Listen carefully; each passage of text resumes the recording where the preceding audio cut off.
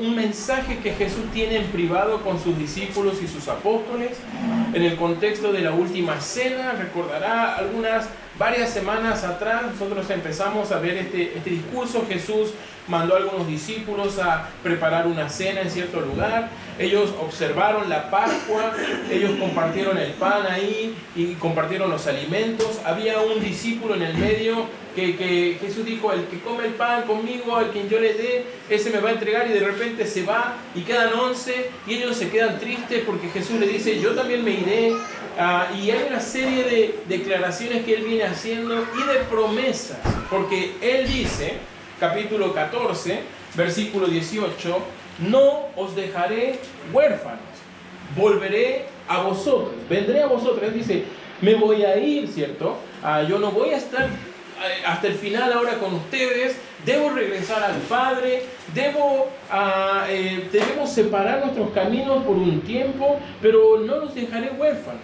Y él hablaba de que les daba ciertas herramientas para que ellos pudieran soportar la espera y soportar el mundo, digamos, sin la presencia física de Cristo. Y él decía: ustedes tienen la oración, tienen como la palabra, tienen el Espíritu Santo, vendrá el Espíritu Santo, es una promesa que él hacía. Y si ustedes obedecen esto, capítulo 15, y se mantienen unidos a mí por medio de todo esto, seremos verdaderos amigos, ¿cierto? Él decía, capítulo 15, verso 14: vosotros sois mis amigos si hacéis lo que yo os mando. Y estudiamos nosotros la última semana qué significaba ser amigo de Cristo, ¿cierto? No era una licencia para tratar muy informalmente a Dios, ¿no? Y hablar de una manera como muy jovial con el Creador, sino que él decía esto tenía que ver con un grupo de siervos que se les permitía estar más cerca del rey, pero que seguían siendo siervos, ¿ya? Era el término que él utilizaba ahí, versículo 14, hablando de mis amigos. Y para ser un amigo había que creer esto, permanecer en él y en su palabra, hacer lo que él había mandado, amar las cosas que él había amado, obedecer las cosas que él había mandado. Y también debíamos, lo último que vimos nosotros de la serie de Juan, debíamos posicionarnos en el mundo de la misma forma que él lo hizo. El mundo no amó a Cristo, porque Cristo no fue igual al mundo. Y él decía, ¿cierto? Capítulo 15, verso 18: si el mundo os aborrece, sabed que a mí me aborreció antes que a vosotros. Si fuerais del mundo, el mundo amaría lo suyo, pero porque no sois del mundo, por eso el mundo os aborrece. Y aquí terminamos nosotros la última semana de estudios del libro de Juan, viendo estos últimos versículos y cómo había una promesa de el Espíritu Santo, una herramienta que era la oración, unos mandamientos que venían en su palabra, y si lo obedecíamos, hermanos, obedecer a Cristo nos pondría en enemistad con el mundo. Y un creyente no puede ser exitoso en cosas mundanas, y no me refiero al trabajo, hermanos, sino a otras cosas que son del mundo, ¿cierto? Porque entonces no estaríamos siendo un buen creyente. Si estamos siguiendo a Cristo, decía ahí el capítulo 15, mira lo que dice el versículo 20, al final: os perseguirán si guardan mi palabra. Mira lo que dice el capítulo 15, ¿cierto? El versículo, por favor, mira lo que dice, 25. Por esto es para que se cumpla la palabra que está escrita: sin causa me aborrecieron. Pero, 26, cuando venga el Consolador, a quien yo enviaré, el cual, el Espíritu de verdad, el cual procede del Padre, él dará testimonio acerca de mí. Y en este momento, digamos, seguimos en este contexto de la cena. Ellos todavía tienen algunas preocupaciones. Jesús ha dicho hace ratito que él les va a dejar, que va a volver al Padre, que su presencia física ya no va a estar mucho más tiempo con ellos y que volverá en algún momento, ¿no? Y vendrá de nuevo, pero no hay certidumbre de cuándo ni cómo va a ser exactamente que esto suceda. Y ante esto, digamos, mira ahora sí capítulo 16, versículo 4, la segunda mitad, desde ahí vamos a comenzar el día de hoy. Por 3 años Jesús estuvo protegiéndolos de los ataques de los enemigos, enseñándolos, ministrándolos, dando ejemplos, ¿cierto?, de servicio, de sumisión, de sujeción a la palabra, a Dios. Ya en el capítulo 13, Pedro le había preguntado ¿a dónde vas? Y tenían dudas ellos sobre la partida de él. Por eso Jesús parece que ve oportuno tomar un momento para explicar un poco más todavía lo importante que es y lo que significa y el propósito de que Él partiera en ese momento. Mira lo que dice el capítulo 4, versículo 4, digamos la segunda mitad. Dice, esto no os lo dije al principio, porque yo estaba con vosotros, pero ahora voy al que me envió y ninguno de vosotros me pregunta ¿a dónde vas? Antes, porque os he dicho estas cosas, tristeza ha llenado vuestro corazón. Ellos estaban perplejos, un poco desanimados. No sé si te ha tocado a ti, por viaje o por diferentes motivos, tal vez enfermedad, despedir a alguien querido. Tal vez has emigrado y tuviste que decir a los familiares, nos vemos, pero no sé cuándo, muchos años. O un familiar que partió, digamos, de esta vida. O diferentes circunstancias. Ese sentimiento es el que tienen ellos. Versículo 6. Tristeza ha llenado vuestro corazón. Porque 5. Porque voy al que me envió. Ellos, como tal vez muchos de nosotros, no quieren pasar por el sufrimiento, la pena, la angustia, el dolor de dejar ir a alguien que aman mucho. Durante 3 años Él les enseñó, les instruyó, los fue preparando, pero ellos no están listos. Ninguno de nosotros lo está para dejar partir a alguien que amamos en sobremanera. Por eso Jesús tomará un tiempo, un momento aquí, unas palabras para explicar por qué es importante que Él partiera, volviera de regreso al Padre. Ya lo había mencionado de alguna manera en los capítulos anteriores, hablando del Espíritu Santo, el Consolador, uno similar a Él que vendría. Y aquí lo repite, en versículo 7. Lo primero que enseña Él aquí es que es necesario que Él se fuese para que viniese el Espíritu Santo a la iglesia. Mira el versículo 7. Pero yo os digo la verdad, os conviene, dice, que yo me vaya, porque si no me fuera, el Consolador no vendría a vosotros, mas si me fuere, os lo enviaré. Jesús le dijo que al principio del sermón aquí en el aposento alto, que Él partiría, volvería al Padre, prepararía moradas allí, les haría un lugar hasta que un día Él regresaría y los llevaría con Él. Yo soy el camino al Padre, nadie viene al Padre sino por mí, dice, yo fui, preparo un lugar y volveré, les llevaré conmigo, decía el Señor. Pero es necesario, versículo 7, os conviene que suceda de esta manera. Es menester que nos separemos temporalmente por un beneficio mayor que sucederá. Algo que vendrá a ustedes, versículo 7. Si no me fuera, el Consolador no vendría. Mas si me fuere, os lo enviaré. Lo primero que vemos aquí, hermanos, es que el Espíritu Santo viene a la iglesia, está en los creyentes. La principal razón que menciona aquí Jesucristo, versículo 7, por la que Él necesitaba irse, era para que el Espíritu Santo pudiera venir para dar poder a la iglesia, para darle energía, fuerza, vigor, para que ellos puedan ser de testimonio en el mundo. Aquí hay un punto que resaltar, hermanos. El Espíritu Santo viene a la iglesia, no al mundo. Está en los creyentes, no entre medio de ellos. Y a veces en congregaciones se menciona como que tu presencia esté por aquí, o se llama a Él a que venga. Hay una canción no muy conocida que dice, ven, ven, ven Espíritu. No, entonces, hermanos, si has puesto tu fe en Jesucristo, tienes al Espíritu Santo de la promesa en ti. Amén.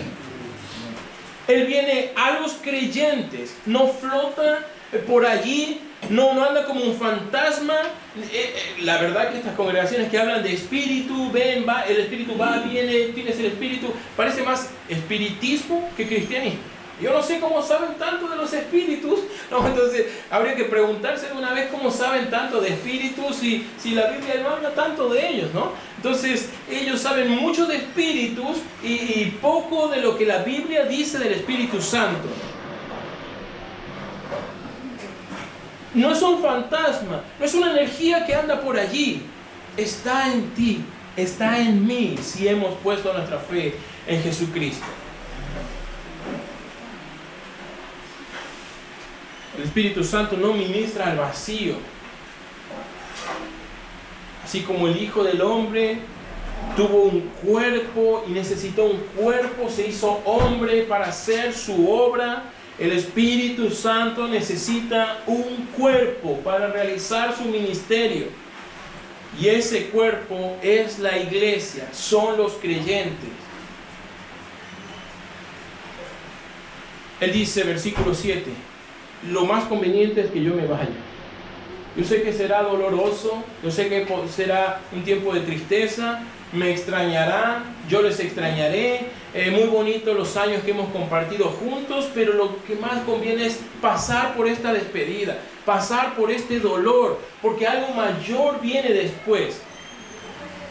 Versículo 17, porque conviene que yo me vaya, porque si no me fuere, no vendría el Espíritu, el Consolador, mas si me fuere, os lo enviaré. Jesús dice aquí, y ha anunciado su partida, ha anunciado su muerte, y les explica aquí que todo esto es necesario. Pero que ellos, con todo esto que sucederá, ellos crecerán, madurarán. El Espíritu Santo les ayudará. Versículo 8. No solamente que el Espíritu Santo viene a la iglesia, sino que le da poder, instrumenta a la iglesia. Dice, cuando Él venga, convencerá al mundo de pecado, de justicia y de juicio. Aquí el Espíritu Santo, lo mencionábamos, no obra solo, ¿cierto? No se escucha como nadie está, no sé, y escucha una voz que de la nada en su oído, ¿cierto? Yo lo dije alguna vez, ¿no? Si uno escucha una voz, vaya al psiquiatra. Ya no sé, quizás ahí tenga algo que decirle al psiquiatra, porque el Espíritu Santo usa personas. Todos los que hemos creído fue por la predicación de alguna persona. Un folleto tal vez nos ha llevado a una iglesia. Una imagen tal vez nos ha movido en algún sentido. Pero fue necesario una persona que portaba el Espíritu Santo para que nosotros pudiéramos haber sido convencidos de nuestra pecaminosidad para ser salvos.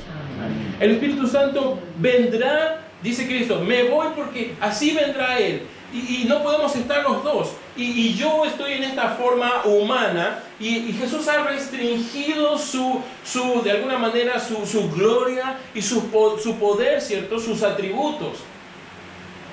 No puede estar Jesús corporalmente en muchos sitios, ¿no? Si estaba en Jerusalén, no estaba en Samaria y no estaba en Galilea y por supuesto no estaba en Chile, hermano, ¿no? Pero el Espíritu Santo puede estar en todos lados por medio de los creyentes.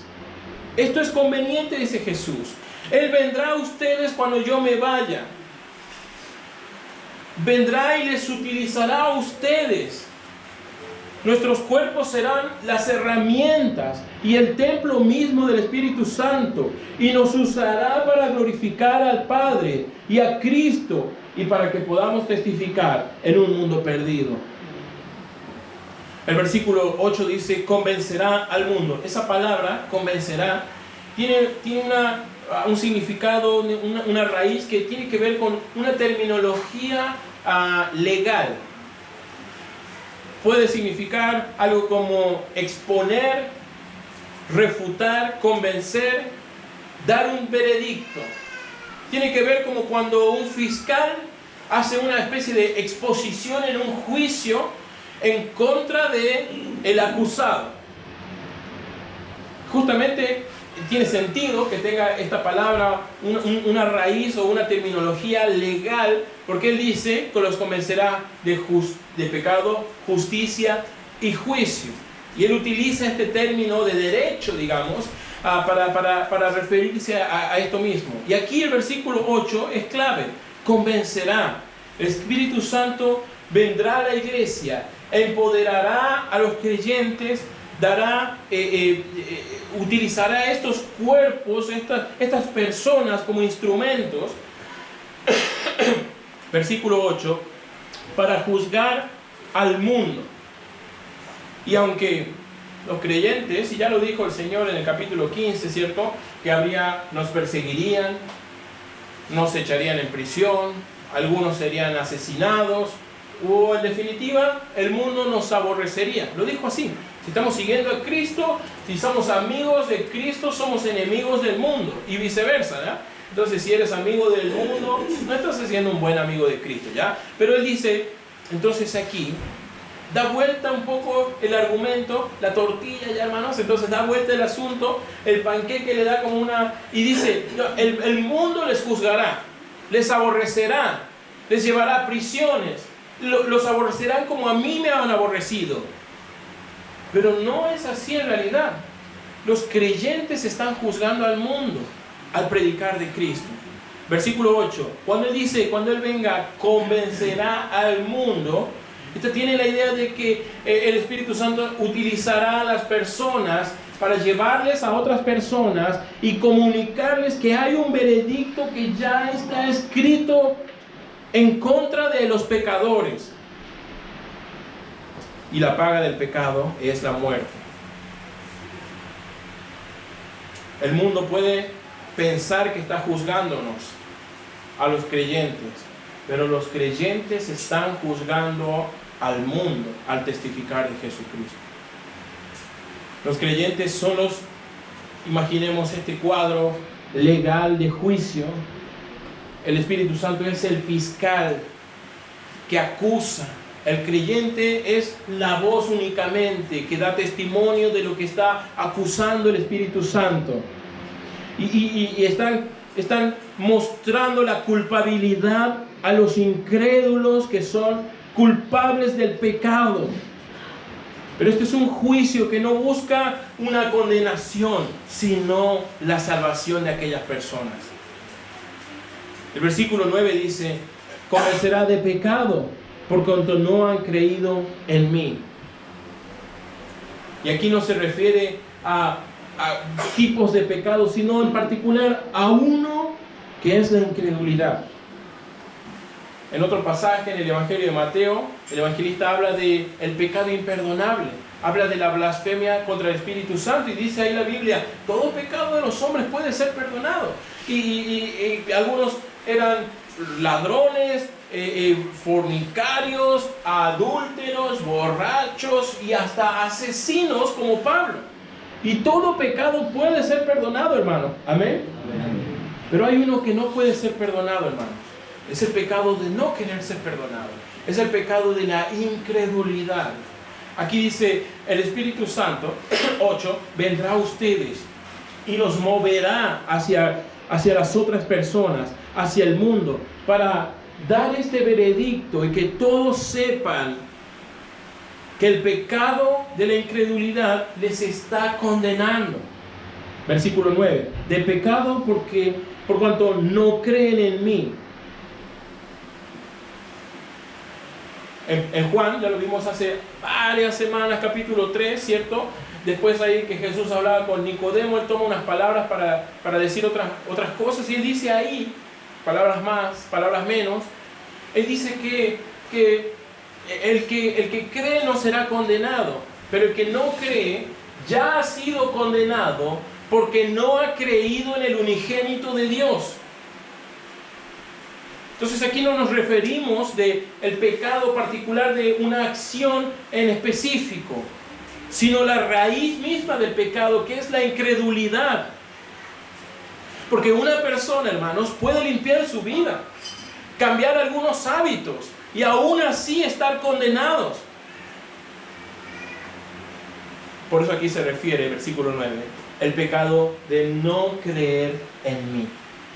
Justicia, dice ahí versículo 10, de justicia por cuanto voy al Padre y no me veréis más. ¿Cuál justicia? La justicia de Cristo, el perfecto Cordero de Dios, el Mesías, el unigénito del Señor, el que vivió una vida justa, sin pecado, y fue condenado injustamente por los pecados de otros, para morir en la cruz y salvarles a ellos de la condenación. Y sería, Romanos 5, entregado por nuestras transgresiones y resucitado para nuestra justificación. Y el mundo, hermanos, no podrá ver a Cristo, y menos al Espíritu Santo, pero sí podrá ver a las personas consagradas a Dios. Y estas personas mostrarán la justicia de Cristo. El Espíritu Santo vendrá a las personas para dotarse de esos cuerpos y a través de ellos dar el veredicto, y que el mundo conozca el veredicto que está en contra de ellos por el pecado de incredulidad, de no haber creído en Cristo, en su justicia, en su vida de santidad y en su obra en la cruz. Y 11, y de juicio por cuanto el príncipe de este siglo ha sido ya juzgado. Y todo esto es una terminología legal. Tiene que ver con, a veces sucede, ¿nunca te ha pasado, ¿no? Quizás en los juicios mediáticos, que alguna persona se corre la noticia que ha sido condenada en algo, pero no va a prisión?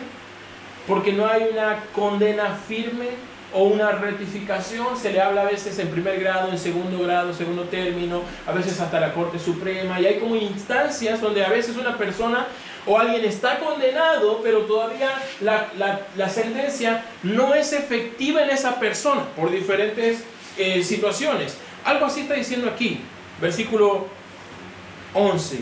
Los convencerá de juicio por cuanto el príncipe de este siglo ya ha sido juzgado. Jesús se refiere al juicio de Satanás aquí, porque él ya ha sido juzgado en la cruz y el veredicto ya ha sido dictado. Todo lo que falta es que se realice la ejecución de la sentencia, y eso sucederá cuando venga por segunda vez nuestro Señor. Pero hasta entonces, Satanás, los demonios y los incrédulos están bajo este mismo veredicto, por cuanto no han creído en Él, en su justicia, y no toman conciencia del juicio.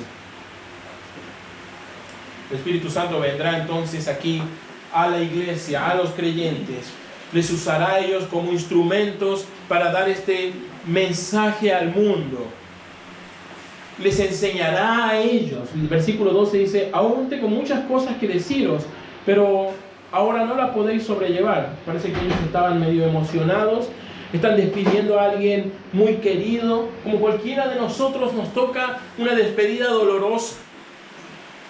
Yo quisiera seguir hablando, dice Jesús, pero voy a ser breve. 13.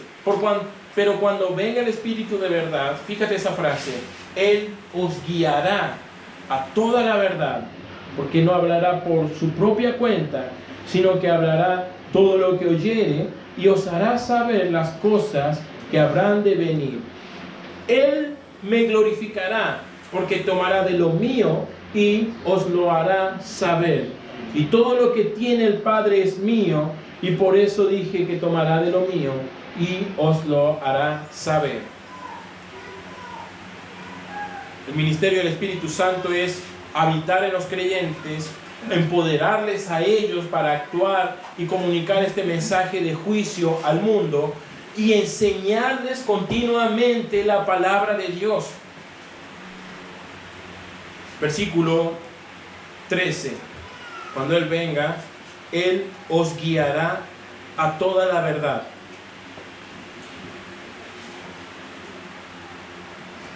Me encanta esta frase, bastante curiosa, hermanos. Versículo 13. No hablará por su cuenta, sino que hablará todo lo que oyere y le glorificará, 14, a Él y al Padre. Es curioso cómo a veces las personas pueden, digamos, no sé si malinterpretar, pero utilizar incorrectamente, digamos, justificar algunas acciones bajo Dios me ha dicho, ¿cierto? Entonces, Dios me ha movido a salirme de la iglesia. Me ha movido el Espíritu a divorciarme, ¿no? A hacer esta u otra cosa, cosas que son en contra de la palabra de Dios muchas veces. Se le atribuyen algunas acciones, algunas cosas al Espíritu Santo que no vienen de Dios, lamentablemente. Y debemos tener nosotros suficiente humildad para aceptar, versículo 13, que el Espíritu Santo no nos revelará nada nuevo, no traerá una revelación nueva, sino que nos guiará lo que Dios ya ha revelado en su palabra, en su verdad. Es nuestro maestro hoy y sigue más o menos este principio. Nos enseña las verdades que debemos saber cuando las necesitamos y cuando estamos listas para recibirlas. Si este mensaje, cualquier otro, te lleva a tomar una decisión personal en tu vida, dale gracias al Espíritu Santo de Dios que te ha movido en esa dirección, que te ha guiado hacia aquello, que te ha direccionado hacia la verdad y a tomar algún compromiso, alguna decisión en cuanto al Señor. Capítulo 14,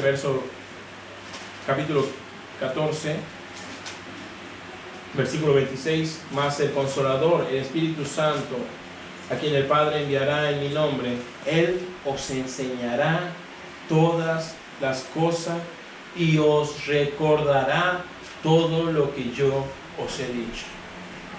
Si estabas por hacer algo y recordaste un pequeño versículo, es el Espíritu Santo. Obedécele ahí, detente ahí mismo. El Espíritu Santo te está hablando, te está recordando, trayendo algo a tu memoria.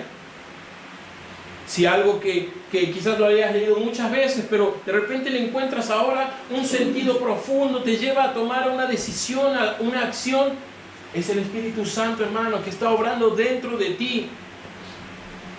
Él te guiará, Él te enseñará y Él te recordará todas las enseñanzas de la verdad de Dios.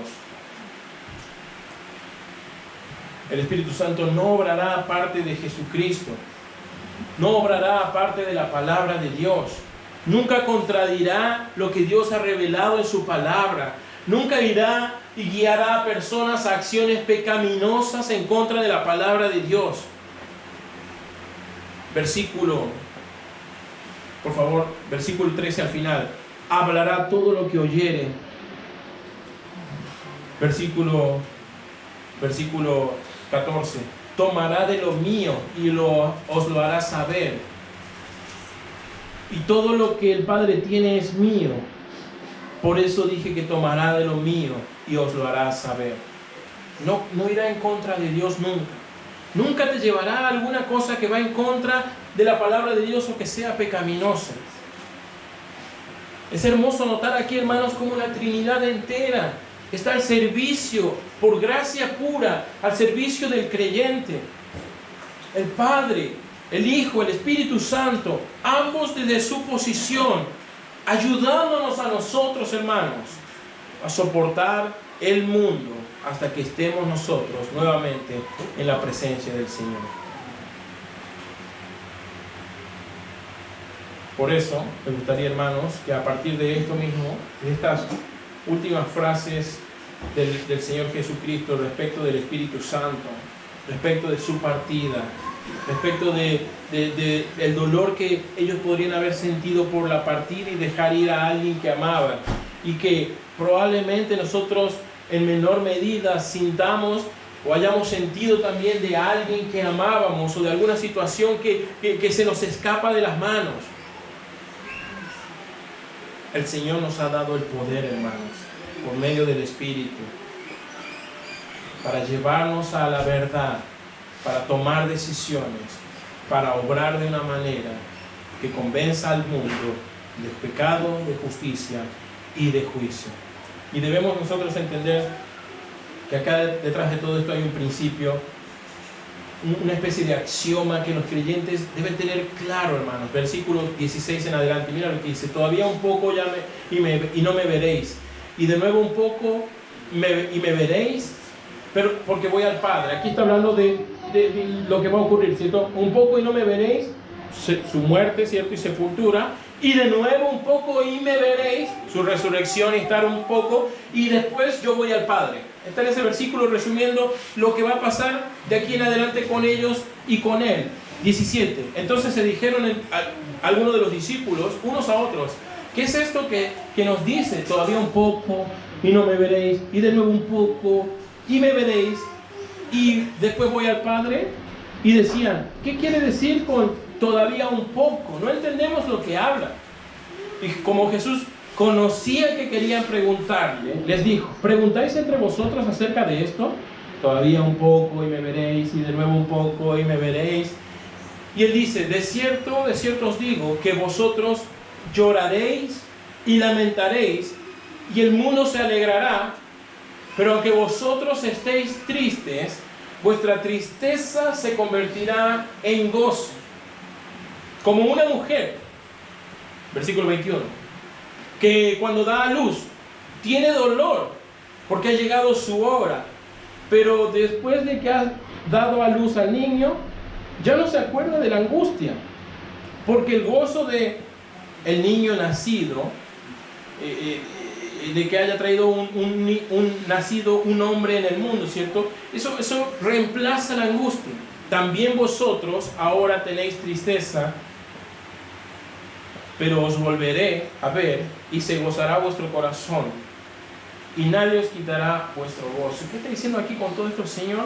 Aquí hay un principio que se le conoce en la teología como principio de transformación, no de sustitución. El versículo 20 dice: lloraréis y lamentaréis, y el mundo se alegrará. Me iré, y ustedes se pondrán tristes, y no me verán más. Y llegará un momento, ¿cierto? Un tiempo, y después me voy, después un tiempo más, pero después me voy, dice Él, pero me iré y no estaré más con ustedes. 20. Y lloraréis y lamentaréis. Y para nosotros habrán situaciones que nos produzcan dolor, que nos hagan llorar, lamentar, partidas que nos rompen el corazón, personas que se llevan un poquito de nosotros cuando se van, situaciones que nos hacen, nos hieren, nos lastiman, enfermedades que fatigan nuestro cuerpo, dolencias que tenemos. Pero aquí dice: lloraréis y lamentaréis. Pero mira al final: pero vuestra tristeza se convertirá en gozo. Aquí el principio es el siguiente: cuando uno tiene un niño pequeño, ¿cierto? Y de repente rompió su juguete, tú puedes hacer dos cosas: comprarle otro inmediatamente, o enseñarle que, bueno, hay que cuidar mejor las cosas, ¿no? Entonces, no lo tendrás, pero aprendes ahora una linda lección, ¿cierto? Entonces, aquí es lo mismo. Si uno rompe el juguete y le compra otro, y lo rompe, y lo compra otro, y lo rompe, lo consiente, lo hace mimado, no lo hace fuerte. Y Dios, versículo aquí 20, y frente a la partida del Señor le dice: voy a partir. No tienen manera de detener esto. No es que, bueno, como los veo tristes, me voy a quedar para siempre con ustedes. Me voy a ir. y tienen que pasar por esa situación. Pero con el Espíritu Santo de Dios, con la ayuda del Señor, hermanos, esa situación se puede transformar. Versículo 20 al final. Convertir de tristeza, de lloro, de lamento a gozo. Es la misma situación.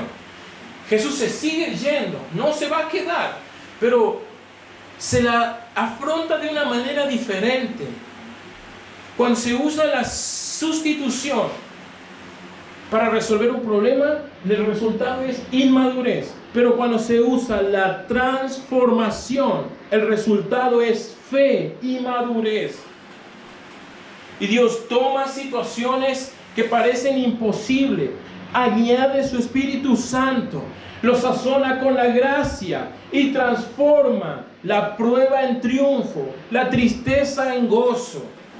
Deuteronomio 23, versículo 5, dice la Biblia: Jehová tu Dios te convirtió la maldición en bendición.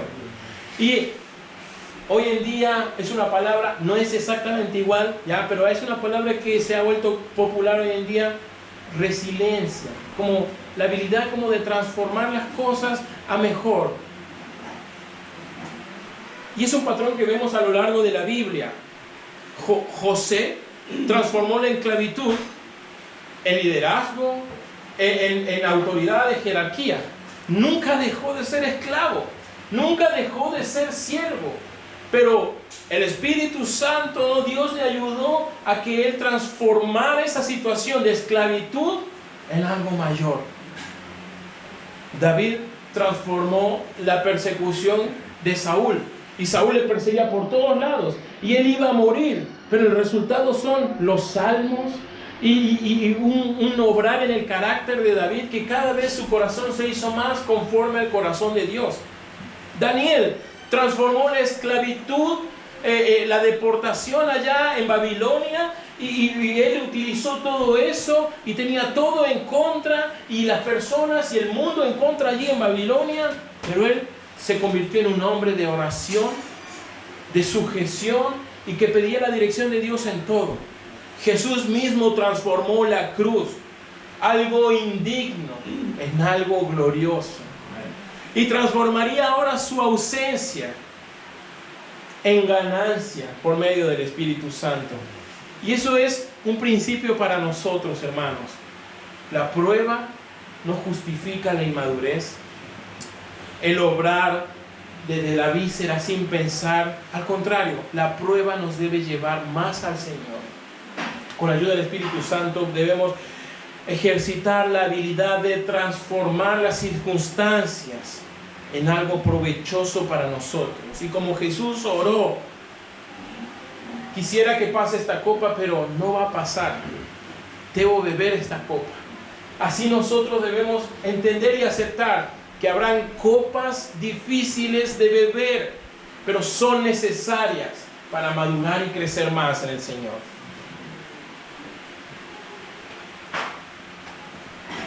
Versículo, para ir terminando, hermanos. Versículo 23 dice: en aquel día no me preguntaréis nada. De cierto os digo que todo cuando pidiereis al Padre en mi nombre os lo dará. Y lo vuelve a repetir, lo dijo ya en el capítulo 14. Hasta ahora no has pedido nada en mi nombre, pedid y recibiréis, porque vuestro gozo, para que vuestro gozo sea cumplido. Debemos creer la promesa, hermanos, entender este principio de transformación, creer en estas herramientas que nos está dando el Señor, hacer uso de ellas y finalmente tomar decisiones. Mira lo que dice el versículo, por favor. Versículo 25. Estas cosas os he hablado en alegorías. ¿Se acuerdan? Habló de la vid, habló de diferentes cosas en el mismo sermón del aposento alto, medio alegóricas. Ya no hablaré en alegorías, dice ahí, sino que claramente os anunciaré acerca del Padre. Y sus discípulos, 29, le dijeron: he aquí, hablas claramente, ninguna alegoría dices. Fíjate esa frase: ahora entendemos que sabes todas las cosas y no necesitas que nadie te pregunte. Por esto creemos que ha salido de Dios. Versículo 33, estas cosas os he hablado para que en mí tengáis paz. En el mundo tendréis aflicción, pero confiad, yo he vencido al mundo. Ahora entendemos, dicen los apóstoles. Ahora estamos comprendiendo un poco más. Ahora sabemos que a veces va a ser necesario pasar por situaciones, beber un trago amargo, despedir personas, sufrir dolores, pasar diferentes circunstancias. Versículo 30. Ahora entendemos, dicen ellos, y creemos que será así. Me gustaría preguntarle, hermano, ¿tú entiendes este principio? ¿Entiendes lo que portas, lo que tienes dentro tuyo, lo que el Señor te ha dado? ¿Entiendes lo que Él quiere hacer por medio de ti? ¿Entiendes cómo Él utiliza de forma resiliente situaciones, circunstancias dolorosas para llevarnos a la madurez y ser glorificado Él? ¿Crees en esto? ¿Lo aceptas? ¿Aceptas que deberemos pasar por estas situaciones porque estamos en un mundo caído?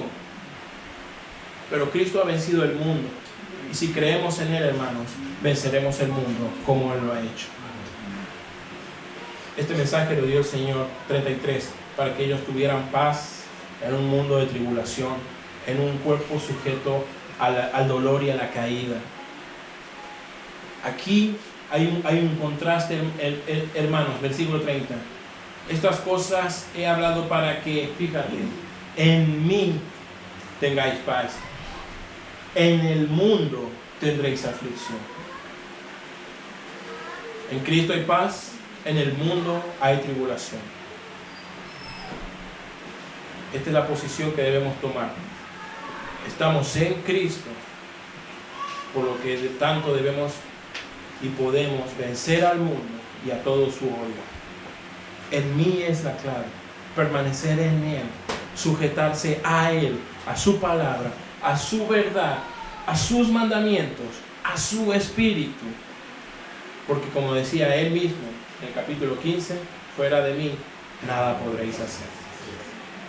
Quien revela un bonito principio, la palabra de Dios. Que Dios puede transformar la tristeza en gozo, hermanos. Este principio no resulta en nuestras vidas a menos que creamos en la promesa y oremos y que pidiendo que a Dios que Él realice mediante nuestra oración de fe y nuestra sujeción a Él una obra en nosotros en medio de la prueba. Quisiera animarte a pensar en esto el día de hoy. Deja al Espíritu Santo obrar en ti. No lo reprimas, no lo contristes, no lo resistas. Si te está incomodando en algún área de tu vida, obedécele. Si te está mostrando algún pecado, no lo repitas. Cede tu control al Espíritu Santo. Deja que Él obre en tu vida y a través de tu vida. Y seamos instrumentos útiles, aptos para ser usados por Dios. Vamos a orar. Padre, te damos gracias.